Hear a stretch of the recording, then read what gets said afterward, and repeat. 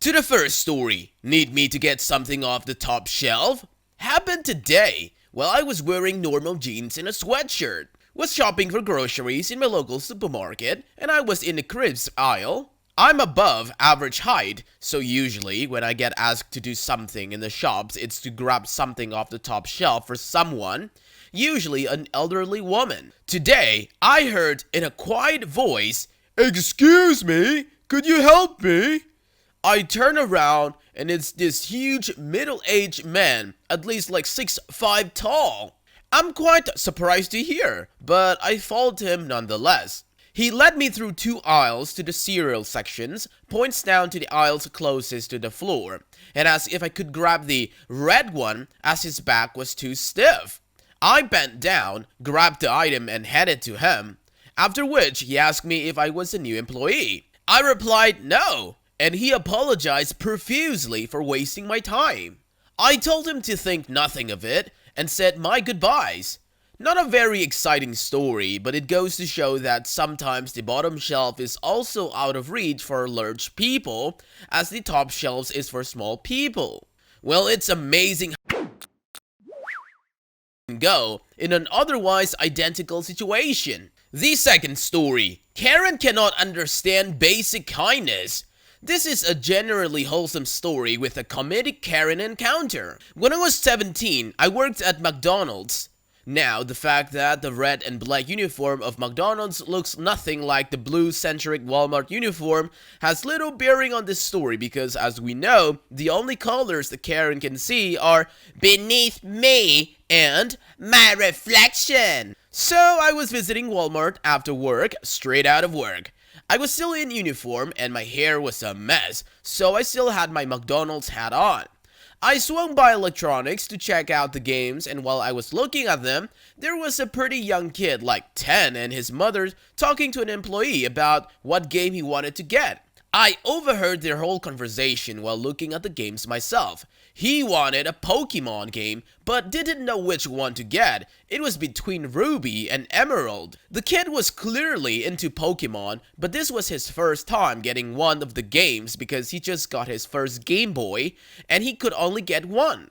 His mom clearly had no idea, and the employee, a very pleasant older gentleman who didn't know beans about something like Pokemon, were trying to puzzle out the difference between the 2 games. I love the kid's enthusiasm and totally understand his anxiety about wanting to get the right one, and since I could see his mother and the employee struggling, I went ahead and politely interjected myself. As a big fan of the games, I knew an unhealthy amount about them. I explained the general difference between the games and answered his questions about them, and he ended up going with Emerald. His biggest concern was making sure he could get a Torchic. After the very relieved adults headed off to the register to check out, so I was about to leave when an older woman with her husband got my attention and asked, "I need help with the TVs." I responded, sorry, I don't really know anything about TVs. "Well, why not? Aren't you expected to?" She huffed back. I realized that in spite of my uniform, she thought I was an employee. I laughed and told her, sorry, I don't work here, I work for McDonald's. She huffed again. "Well, you were helping those people just a minute ago." Yes, because I knew the answer and was able to help. She snorted. "Well, why would you do that if you don't work here?" I was genuinely baffled by the question and I just looked at her and said, to be nice? "Well, I don't know why would you do something like that." I just stared at her like, how do you even respond to that? After a moment of silence, she finally asked, "So, can you help me with the TVs or not?" I just said, no, and walked away. I don't quite understand what about basic human kindness is so confusing, but there it is. But the little boy got his Torchic, and at the end of the day, that's what really matters. Well, some people are incapable of thinking of people doing something they personally would not. It's concerning how often common decency or friendliness is the trait in question. The third story. I sold a guy an arcade machine at a store I don't work at. So, my wife's Christmas present was a gift card to a well-known sporting goods store to get herself new shoes. We went in today, and at the front of the store were a few of those arcade one-up machines that have become popular lately. I asked my wife if she'd be okay with me playing some Pac-Man instead of helping her find shoes. She agreed, and don't worry, I use hand sanitizer before and after playing. While in the middle of my game, I'm approached by another guy. I'm in my late 20s, he's older than me, but I don't think he could have been older than 45. He casually walks up to me and says, "Having a good game?" Me, well, yeah, actually I'm doing not too bad. Him, "I bet it plays terrible compared to the real thing." Me, actually no, you'd be surprised, it's pretty darn close. Him, "Really?" Me, "Well yeah, the code is the same and the picture is pretty clear, so the only thing to worry about is input lag, and that's really low." Him, "Wow, I didn't realize these were so good. Too bad they only play one game." Me, "Well actually, this one has about like 10 games installed." Him, "Really?" I lose intentionally so I can give him the grand tour of the machine. "Yeah, see, when you boot it up, you can pick between all these games, and if you want more, these things are really easy to modify to add more." Him, very interested by now. "You can modify these?" Me, "Well yeah, in fact, these arcade one-up machines are popular choices for arcade enthusiasts who want to play MAME but don't want to build their own cabinet because these are affordable and leave a small footprint in your house." Him, "So, this price is fair?" Me, "Well, I certainly think so. I mean, speaking for myself, I build my own cabinet." I pulled out my phone and show him the pictures, but in all, it costs a bit more than this does. So if you don't want to build one and you're okay with the limitation this gives you, I think it's worth it. Him, after a pause, "You know what? I want one." That was pretty cool to hear, but it crossed my mind that he might have thought I was an employee trying to pass a sale on him. "That's great, sir, but I should warn you, I don't actually work here. See, my wife needs shoes and I'm just playing games to pass time." He didn't seem to mind. "I'll go find someone to help me buy this then." He turns and leaves and calls behind his shoulder, "Have a good game."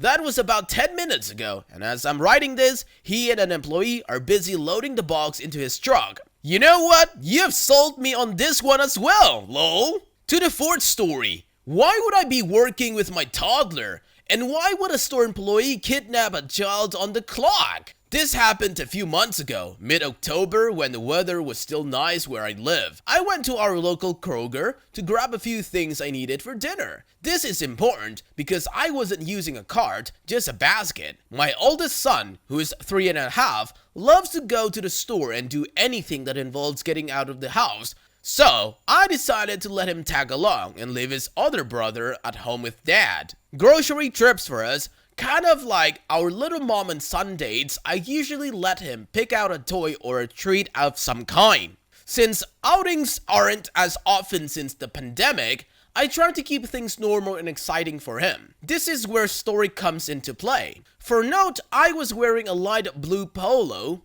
but the store dress code is a dark blue polo with the store logo and khakis. I was wearing jean short that in no way was too short, but definitely wouldn't be allowed for any employee of a grocery store.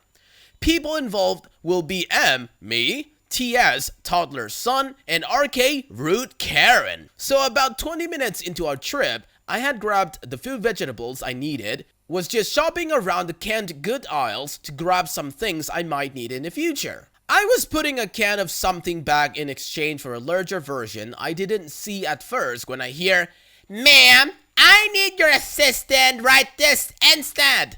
Not working there. I figured someone was just being a jerk to a nearby worker and carried on. Until about 30 seconds later, while looking at the different canned good items, when RK grabs my arm and pulls me around. Me, excuse me, can I help you? Rude Karen, I know you heard me. Now help me find the molasses now. Me, I don't work here, clearly, so how about no, and don't touch me again. As a matter of fact, we're in a pandemic and you're not even wearing a mask. Get away from me. Rude Karen, I have COPD. I cannot wear one. Where is your manager? That is a violation for you to even ask about my medical condition. Now, go find this child's parent instead of dilly-dallying around like you're supposed to, or else I'll tell your manager you weren't gonna give this child back. Me, completely stunned and pissed at this point. For one, I didn't ask about your medical condition. I said get away from me since you're above health codes. How dare you accuse me of stealing a child? Again, I don't work here, lady, and this stolen child happens to be my son. Are you okay? Rude Karen, oh yes you did. You did ask me, you little tramp. I know you're a little rotten liar who doesn't want to get into trouble. Now, take me to the manager now. You're no older than 16. Who are you keeping this child from? Me. I'm 25 years old. He came from my V and is my son. I do not work here. Get the hell away from me before I get a manager myself. You're scaring my son. TS is visibly scared and on the verge of tears at this point. Rude Karen, he looks scared because you stole him. Me, so now I'm no longer finding his parents but stole him on the clock? Rude Karen, see, you just admitted it. You do work here. At this point, my son is crying, and so I just grab his hand and walk to find a manager as fast as I can, with RK screaming behind me that she's getting a manager and that I'm kidnapping a child, so people are starting to look. I finally find a manager. It doesn't take much to explain the situation as RK was trailing behind me, screaming as I was talking to him. He very quickly confirmed that I did not work there, and then told her to leave for making such accusations and not adhering to local health department guidelines. She, of course, refused, started causing even a bigger scene on how we were human trafficking in the store. And the police up getting called by her. Yes, she was the one who called 911 to report a kidnapping, and she is arrested in front of a good 150 people. Basically just had to tell the cops my situation, and how she was following me throughout the store accusing me of stealing my own son. And that was that, and went home and on with the rest of my day. So, RK, I sincerely hope a jar of molasses was worth a trip to jail and you received the mental health care you clearly needed. Well guys, this may be a new subspecies of Karen. The fifth story. Karen demands I work shift for store I don't work for. Few weeks ago, I was woken by a phone call at about 5:13 a.m. by some snotty woman demanding I work the weekend when I don't even work for them or retail for that matter. This is how it all went down. 5:13 a.m. phone wakes me up. Hello? This is Terry from B-Mart. Lucy, you have to work this weekend. Me, trying to grasp reality as my brain is still sleeping and I don't know any Lucy or this caller Terry. Hey Terry, you dialed the wrong number. Lose it, please. I hang up the phone and almost drift back to sleep when it rings again and I stupidly answered it. Terry, you hang up on me again and I'll fire your butt. You're to work the weekend or find another job. And no, she didn't use the word but. She said it much worse, and now I decided to have some fun with this. The result was very lifting, I might add. Caller had a southern accent, so no clue how they could even be calling me to begin with. Me, Terry, if you want me in, it's overtime Saturdays, double time Sundays. I want this in writing or I will not come in. Figured this would end the call and I could get back to my sleep, and only disturbance would be my daughter's cat who decided to pay me a visit and dig her claws into my covers, ignoring the fact that she's sharpening them on me. I was dead wrong. I had to listen to Terry give me some spiel on company policy for full-timers and open ability. I cut her off in mid-sentence. Terry, I could care less about company policy. You want me to work this weekend? You're paying me what I require, and you're putting this in writing. Also, because you annoyed me by waking me twice, I now will only work double time Saturday and triple time Sundays. Take it or leave it. Oh, and don't forget, that's $15 an hour. This means $30 an hour on Saturday and $45 an hour on I never got finished saying Sunday because this is what happened next. Terry: WTF? I don't even make 15 bucks an hour. Why the hell do you? Next thing I know, her yelling attracted other staff, and I can hear yelling in the background of why the hell does she make 15 bucks and I only get 9, with others in background yelling why is Lucy getting 15 bucks?